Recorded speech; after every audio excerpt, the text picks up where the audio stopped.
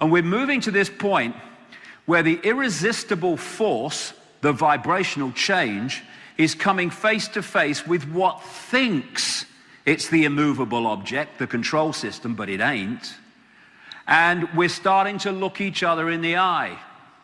And we're going to see more and more of this. The control system's going to come under more and more challenge and more pressure and more questioning as we move through this period. As the new energy, the new information epoch becomes more and more impacting upon human society, human perception, and the world in which we live.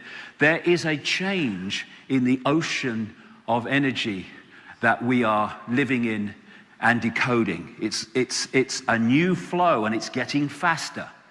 And we have a choice here of getting in the canoe or the airbed and lying back and enjoying the adventure, where it's going to go, how the world's going to change, how our perceptions are going to expand. Whoa, I never realized that. I've never seen that before. Isn't that incredible? And all these things that are going to be happening, it's going to be an amazing world we're moving into. Or we can try to hold the status quo at a time when the energy status quo is changing and the information status quo is changing. And if we do that, then we're going to be using more and more energy just to stand still and hold on to life as we think it should be. And eventually, the flow is going to get so symbolically quick and fast, and people call it the quickening. It's the quickening of the vibration, that it's going to do this to the control system, wash it away. And we're gonna start, as we're affected by it, more and more people, it's happening to them now, never mind going to. We're gonna be becoming aware of many other levels of ourselves, many other levels of reality, where we can access insight and inspiration and intuitive knowing. And the world in our heads is changing as a result of that, those of us who are, or those people that are waking up. The control system, the Illuminati, loves to use this phrase for their new order, a new dawn. Well, there is a new dawn, but it's not what they think it is. It's a new dawn of human awareness, a new dawn of human consciousness. We have gone through this process where we once were, connected to a wider awareness. We've seen this control system move in, and now we're going to see the reverse. As we awaken and return to the true nature of the human being, as we move further into what we call the future. A human being that today's human being would not even begin to recognize. That's not possible to do that. That's impossible. It's matter of fact when you expand your consciousness from the five sense body mind level. And this control system is being dismantled vibrationally through information. It is going. And we're now in this wonderful period where humanity is standing up more and more and stretching itself and breaking the chains that have held us in servitude all this time. It's a wonderful, wonderful time to be alive and to experience this change that's coming, and the challenges that are coming in the shorter term, big time, is the control system is like a cornered rat, and it's going to throw everything at us to try to hold on to its power. As Einstein said, you cannot solve problems with the same level of consciousness that created them.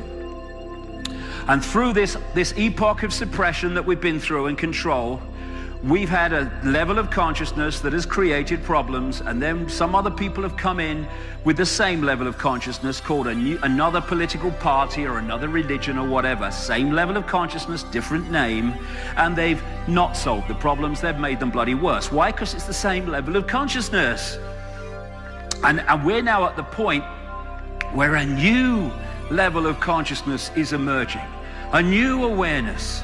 So instead of saying it's impossible, they're impossible problems to solve. No, they're not.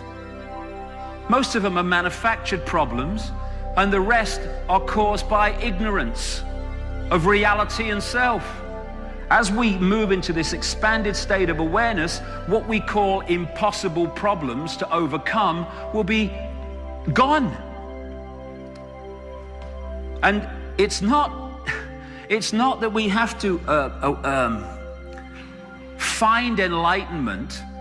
We're already enlightened. We're already all that is, has been, and ever can be. What we've done is allow barriers of belief system and preconceived ideas to keep us vibrationally from connecting with that infinity that we already are. And that means breaking the spell. Breaking the spell on the human psyche, because that's what it is, a spell that's been cast upon the human psyche to keep us in an hypnotic trance so we forget the true genius, magnificence of who we are. And these are the people, most of them unknowingly, who have cast the spell as middlemen and women for that which is truly casting the spell in the background, the programming of our perception. So the first step of freedom is to disconnect ourselves from the perception manipulation that we've been undergone, to disconnect ourselves from this matrix of control, and fundamentally to disconnect ourselves from the massive influence that the reptilian brain has on human behavior, perception, and reality. What is the basis of the reptilian brain? It's survival. It's based on fear. We need to be, when we're in states of fear, we go into a survival response reptilian brain. It gives us insecurity, because the reptilian brain's always insecure, because it's always looking around, what's the next danger? So when we go into the reptilian brain level of perception or reality reading, then we go into states of insecurity, because that's what the reptilian brain is, and anxiety too, this anxiety that people have. And you can feel anxiety and not have any idea, why am I feeling anxiety? My life's going fine, but why do I feel anxious? Because this is talking to us all the time. And the reptilian brain is always anxious for, again, it's always looking, there's always a problem to find, always a danger to find. That's its whole mechanism, its whole system. And therefore, when we go into the reptilian brain state of reality, we are going into big time into the control system's collective mind that is there to turn their mind into our mind. And so, overriding the reptilian brain. The reptilian brain does not think. It does not work things out, it reacts. That's what it does. So when we fall into behavior responses where we're reacting to situations, not deep breath, think it through, let's have a look at this calmly, that disconnects us from the reptilian brain and its impact, and its impact on our behavior and response. So one of the, we have this phrase, when you get angry, count to 10. Well, let's try 20. That might be better. But you keep getting caught, because that's our natural response mechanism. But the more you work this through, I know from experience, you take a deep breath when you're faced with a situation where you'd normally go bang, reaction, survival. You can't say that about me. Oh my God, what's going on? Oh my God, global warming. Oh my God, what about the economy? And oh my God. You go, okay, I'm looking at this calmly. I'm going to think this through, and then I'm going to make a calm decision on how I respond to this. Now, other parts of the brain and the mind are impacting upon our behavior. We're no longer controlled from this thing, which I mean, this is panic. This is the genetic version of panic, the reptilian brain. So the more we could calmly think things through, not react, not react with emotional immediate responses, we're disconnecting from that impact on our behavior of that reptilian brain, which is the microchip through which the collective mind of the control system speaks to us and creates this monopoly, as Neil Haig calls it, which is this society that goes round and round and round and round as we react and respond in incredibly predictable ways. It's amazing, how you can go anywhere in the world under so many different cultures and backgrounds, and yet you have a situation, it might be in a bar, in the street, or wherever, and the number of times you see people react in exactly the same way. And if you type data into a computer and then press enter, you know how it's going to react because you've programmed it to react like that.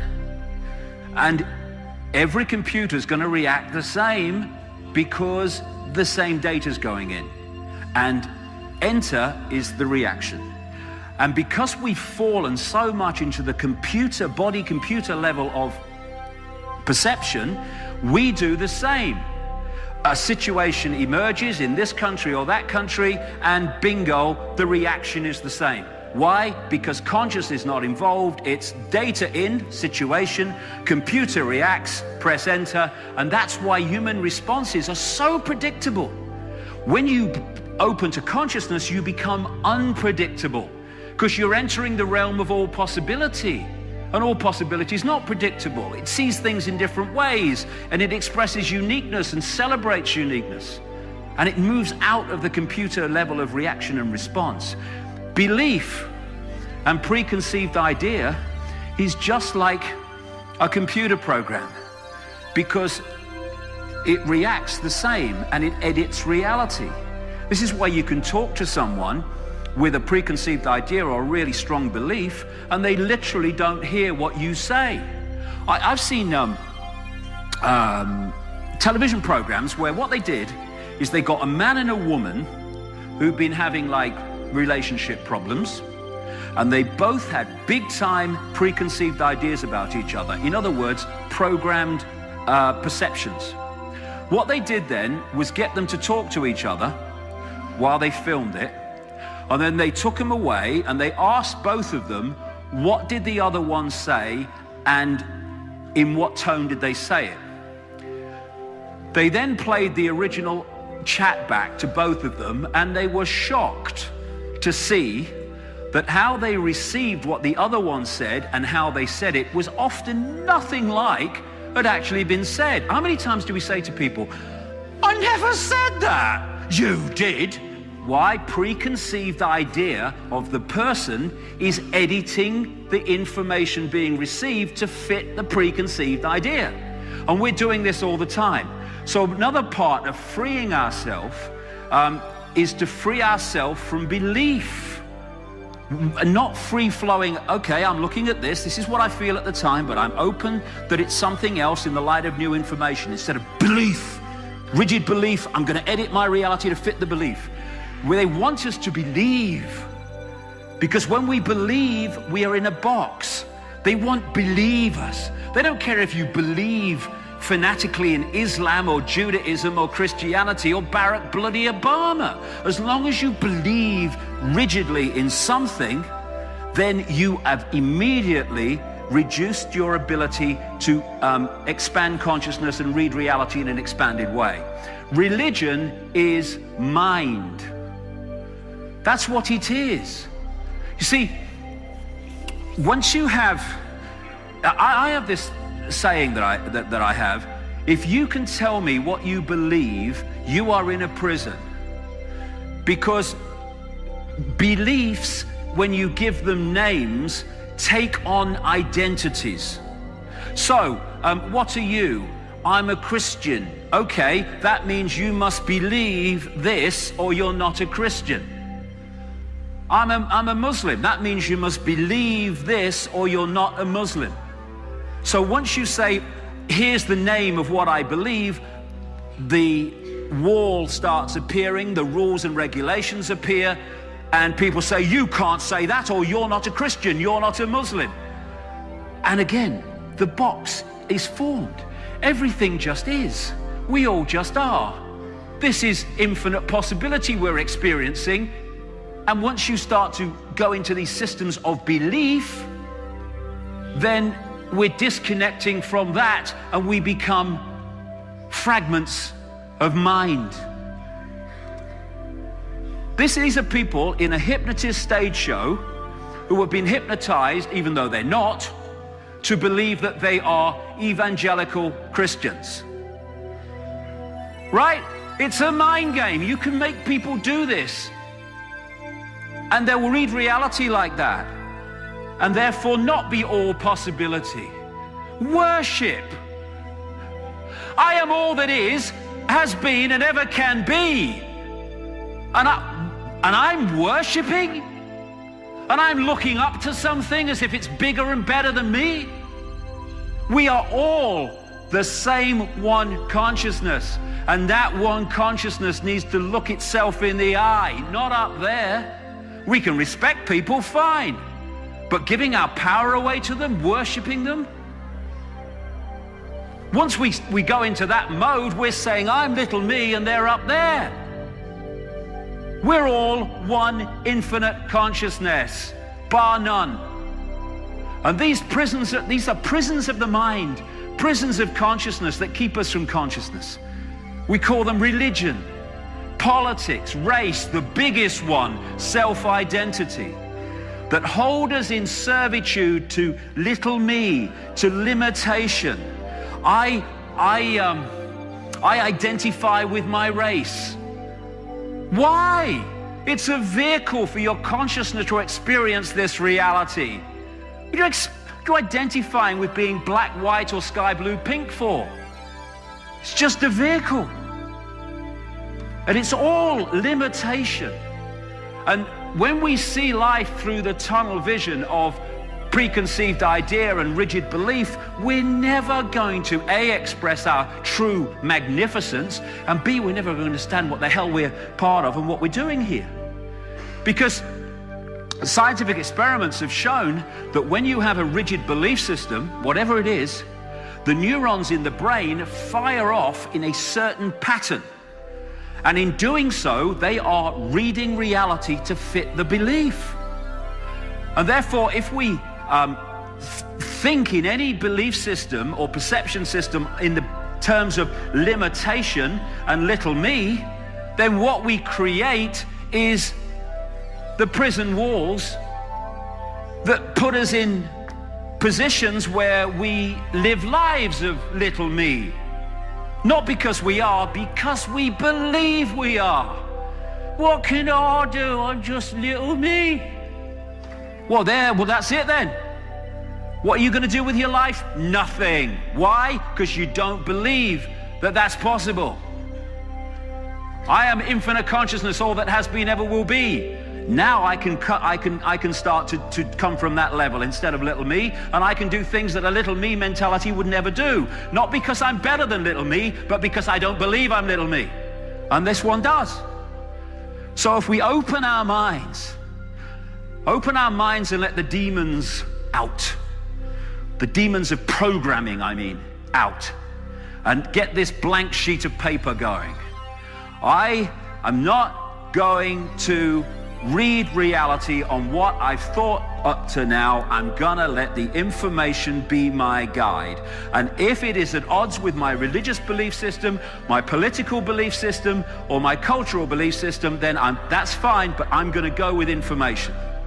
And when we do that, it makes such a fantastic difference in our lives and what we can do and what we can achieve and make happen. Because if we are, at our core, as we are, the real us, all possibility, then if we don't express that, then we're already withdrawing from what we are, all possibility, and we're living a few possibilities, very few in terms of many people. And it's the time to choose between whether we're going to be dominated by the head, particularly the left brain, its perception of reality, limitation, structure, everything apart from everything else. You can't do this, that's not possible, that's impossible. Or we're going to open the heart vortex that connects us with the intuitive knowing of the infinite consciousness. Open the right brain and let its ability to see things connected to impact on our understanding of reality and who we are. And the process was described very well in the Matrix movie, the first one. The first thing is to realize the situation that we're in. It is what it is. You are a slave, Neo. Get out of the denial of this pseudo freedom that we think we have. And then, having realized the situation we're in, to choose freedom over continued slavery, whether it be blatant slavery or subtle slavery. And when we make that choice to be free, and we're prepared to go with what life then brings us as a result of that decision, then a transformation starts. And it can, I mean, in my case, my transformation happened on national television. And I went through this period where it was widely believed that I was completely crazy, insane and all that stuff. You've ruined and finished your life, they said. You'll never go anywhere now. Right, okay, we'll see about that, shall we? And the transformation is breaking down the energetic construct that we have created by our previous sense of self. Our state of being, our mental, emotional state, our sense of perception is being broadcast constantly as a vibrational pattern. And that vibrational pattern is drawing to us energy fields that sync with what we're putting out.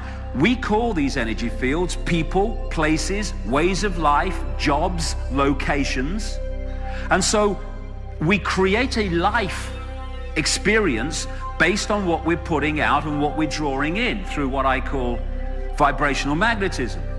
When we go through this transformation that I'm talking about, where we say, I can see the situation I'm in, I choose freedom, then there is a change, often dramatic, not always, a change in our vibrational broadcast state, because we have changed our attitude, we have changed our sense of perception.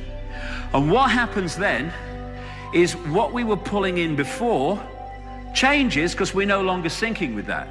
And what can happen in these transformational periods, and there'll be people in this room will be going, that happened to me, that did, is people go out of your life because you're no longer connecting them vibrationally. Locations change, jobs change, what you do, lifestyles change. Everything can change once you change, because we are creating that reality by drawing it in. And this is why the control system wants us to believe we are little me. I have no power. Because when we believe that, we are putting out a vibrational pattern that says, I'm little me, I have no power. What do we draw into our lives? Manifestations of little me and I have no power. So that's why they're trying to program us to believe in that, because they know we'll then create it in the holographic reality. And when we go through some of these transformations and we're breaking out of the whole patterns, it can be frustrating. There was a time in the early 90s where I was so frustrated, so almost crushed by what was happening to me, that I didn't want to upset anybody. So I found this hill in a place called Wiltshire in England, not far from Stonehenge. And I walked up this hill, there's nobody, no houses behind. And when I got to the top, I screamed my bloody heart out just to get this frustration out of me. And so I completely relate to these pictures from the Matrix, because I've been there. And once we start to awaken, we start to, as they say, know thyself. And stop relating with David Icke and Charlie Smith and all these names that we give to our experience, and start to connect with the true magnitude of who we are. This is who we are. Everything from the beginning, my birth, my ancestors, my children, my wife, everything comes together simultaneously. I saw everything about me and about everyone who was around me. I saw everything they were thinking now, what they thought then, what was happening before, what was happening now. There is no time. There is no sequence of events. There's no such thing as limitation of distance, of period, of time, of place. I could be anywhere I wanted to be simultaneously. That is who we are, and that is what the control system is desperate to stop us remembering. And when we know thyself and we realize that's who we are, our perception of our possibility just explodes. People say to me, why don't they kill you? 'Cause they can't. That's why. They can't. And I'm not kidding. If they cannot enter my decoding system as being able to remove me, they cannot remove me. Because if I don't decode it, it cannot manifest holographically. And when, years ago when I traveled America in the 90s, and I met loads and loads of whistleblowers and people that were putting information out, and they were invariably going, I don't know how long they'll let me do this before they kill me, and all this stuff. And I'm thinking, what are you talking about? You're going to create your own reality if you're not careful. All those people are either dead or have had their lives destroyed financially by the system. Why? Because they believed it was possible. Therefore, they decode it into holographic reality. Bingo, it's happened. We need to redefine ourselves, not from I can't, to the true magnitude of who we are, not just as a concept, but living it, bringing it into this reality. And then we'll see where the power is. And it's not with a few dark suits in some government department. It's here. That's where the power is. And as we redefine ourselves from little me, I'm just a human, to I am infinity, having an experience as a human. No more little me, no more control system. One depends on the other for their existence. Instead of looking in the mirror and saying, that's me, with all its limitations and oh my goodness me, I'm losing my hair and all that stuff, to seeing that that's a reflection of the vehicle through which we are experiencing this tiny frequency range we call the world. To stop looking in the mirror and identifying with that as who we are and realizing that that is who we are. What that near-death experiencer describes is who we are. This is the choice. This is that fork on the road at the start of the day. Are we going to be consciousness or mind? Are we going to be all that is or little me? And if we choose all that is or anything like it, then the control system's over. Escaping the box. First of all, stop lying to ourselves. That's how we escape the box, one of them. There's this thing that they call cognitive dissonance.